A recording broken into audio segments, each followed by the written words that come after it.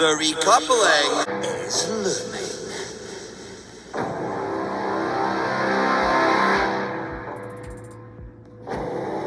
The boy that I want to couple up with is...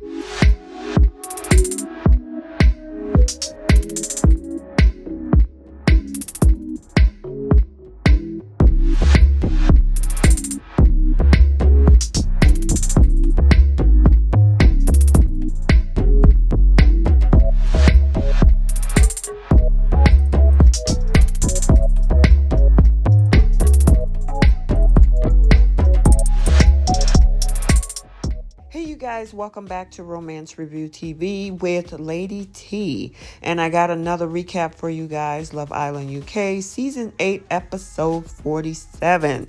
We have another recoupling tonight. There is a competition between Ekin-Su and Nathalia, and it gets a little tense, so we'll talk about that. But before we do, if you are new here, please take a second and make sure you subscribe to the channel, and also please don't forget to like and share. So without further ado, let's go ahead and unpack the drama. So as we remember from the previous episode, our 4 bombshells did go on dates. We did get to see a little spark of romance between Deji and Lacey, and that seems to be going pretty well. And also with Jamie and Danica. And remember, Reese is still out there, so she got a little bit of choosing to do. But back at the villa in this episode, we get to see Paige is just over the moon happy about her situation she got going. It's really good with Adam. And she said that she hasn't felt this happy. And I'm actually feeling the vibe between these two. Now, I know he has a nefarious history from season 4. But it seems like in this situation, he is all 100% Paige. So it's looking good with these two. I'm happy that she found someone. Originally, we thought it was Jax, but it doesn't look like that's going to come to fruition and look like Adam is that dude. So then we see Nathalia having a conversation with Davide, and Nathalia is trying to make a connection, and she is not hitting anything. She's shooting her shot, but she's missing all of the baskets because I think the championship game has already been won by Ekin-Su, and he looked like he's kind of worried about how he's moving because, of course, Ekin-Su is watching from the sidelines, or shall I say, Tasha is helping her watch from the sideline because she don't want to look so conspicuous with what she was doing. So then we do have this conversation that's going on between Nathalia and Adam, because Nathalia, she just got turned down by Davide, and now she's trying to see if there's a connection there. Guess what? Adam turned her down too. So then Davide had to turn around and make a backtrack to make sure she got the message. He don't want any type of misconstrued, hey, we can have a friendly conversation, but that is all. So don't expect anything else. We're just friends. I want to make it perfectly clear. And she was like, oh, no problem, 100%. Everything is all good. I'm okay with that. And Ekin-Su is over there like, yeah, see, I got this one. But, within the same night, she been put in the friend zone twice. So now Danica has some decisions to make. Remember, she has a connection with Jamie. And she really likes Jamie. However, they're going pretty well, and I can actually see this probably coming to fruition. I mean, they sealed the deal with the kiss. However, there is another gentleman out there by the name of Reese. So we'll see what happened with that. Deji is also trying to seal the deal with Lacey, and Lacey is smiling from ear to ear. I don't know if I see a connection with these two. So, I mean, as much as, hey, I'm not in the villa, I don't know what's going on with the two of them, but I don't see it myself, but obviously Lacey does, because he's staring at her blue eyes and she is excited about it, and they are all good. So now there's this whole contention because, of course, Nathalia has been put in the friend zone not once but twice. And Ekin-Su is like, do you got a problem with me? And she was like, I don't have a problem with you. Well, you look like you have a problem with me. Well, I think maybe you just have a problem with yourself. And it got real dicey.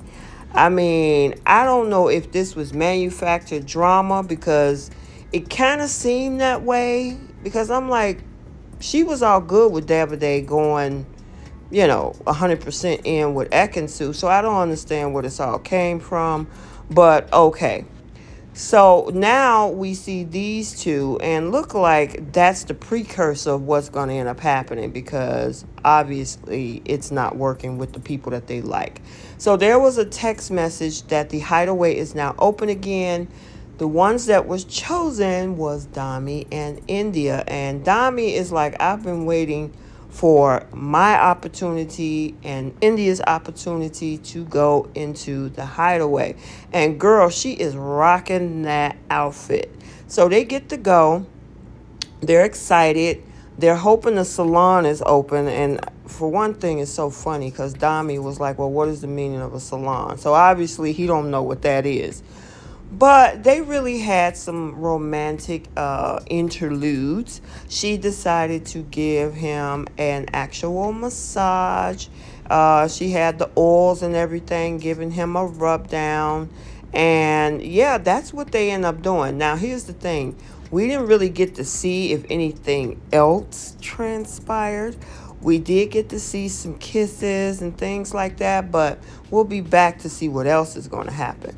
So now this whole thing is still going down with Nathalia and Ekin-Su. And Ekin-Su is like, if you don't know who I am. And she was like, Ekin who? She said, I'm Ekin-Su. And I'm like, y'all need to stop. Anywho, back in the Hideaway, these two are having their own little private time. And I'm actually loving these two. I actually heard an interview that Murad had did with Coco, and I forgot the other guy's name, and he was asking if their connection was genuine, and they actually validated that. So that's good to hear. Andrew and Tasha, Adam and Paige, everybody is having their own little private hideaway back in their own beds with the people that they're coupled up with. So look like love was definitely in the air that night. Now, what was interesting is this particular situation right here is where we hear this conversation about the fact that they are now officially boyfriend and girlfriend. And you can tell with her face, she is really excited about that. I was excited to hear about that too. However, when they came outside of the villa, unless that was edited out, I did not. And guys, let me know if I missed something, because I don't remember either Dami or TIndiyah telling everybody that they made it official. Now, they also didn't kiss and tell about what happened last night. They said they got kind of handsy, but that was it. So now the four bombshells are trying to figure out this thing, whether who's going to get picked by who.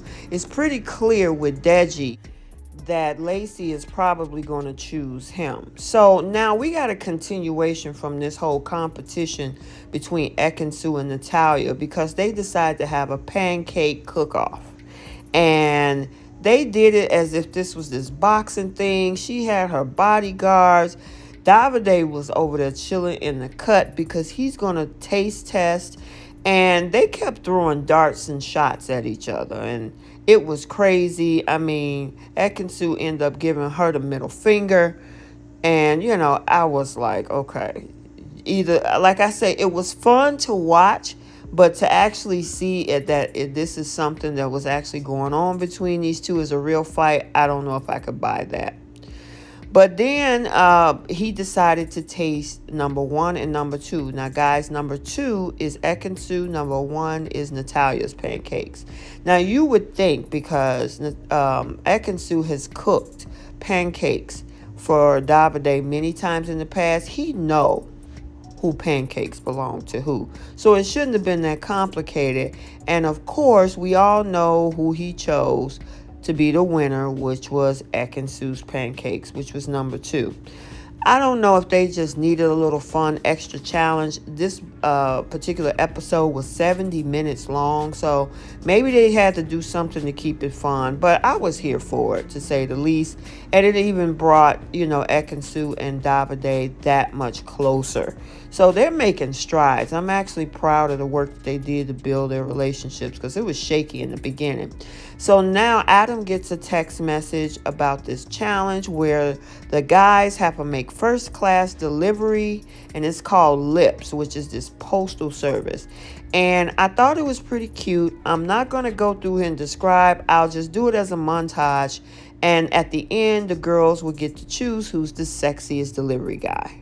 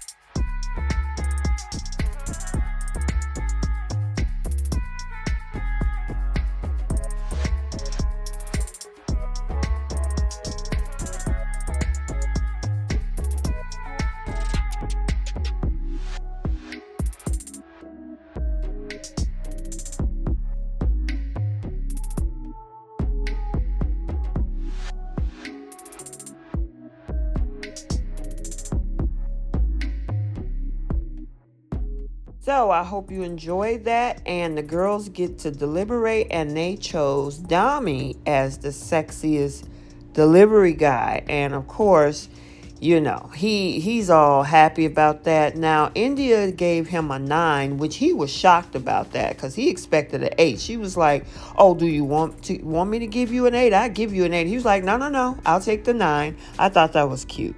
So Danica gets pulled in by Reese, because Reese is like, you know what, time is getting short. I need to shoot my shot. I got to see if I can, build upon a connection with Danica. And you can tell in conversation, she was not here for it. He asked for a kiss. She gave him one. Jamie is staring off in the distance, but I don't think he's worried because he knows the connection that he has. So now Paige gets a text message that there'll be a recoupling, which of course Danica is the wild card because she has to make a decision. So it all begins, and a lot of these choices is not a big surprise. You know, of course, Tasha chose Andrew. She gave this beautiful speech about the fact of how many hurdles they've overcome, and Andrew really enjoyed that speech. You can tell by the smile on his face. Then India was up next. That girl got some gorgeous eyes. She ended up picking Dami, of course. No surprise there. They had a wonderful night in the Hideaway, and she enjoyed the fact that her man got the sexiest delivery guy, challenge winner. And then Gemma, no surprise there. She ended up choosing Luca. And they didn't really get a lot of airtime this episode. So, pretty cool. We already know where that's at. Paige, also, it's her turn. She chose Adam. I actually really like these two. Their connection is going really strong, and he seems like he really likes her. So I don't think he's just putting on to get along. Then it was Lacey's turn. Lacey, of course, is the new bombshell. She chose Deji. Again, I don't really see a connection there, but she likes it. I love it. So, okay.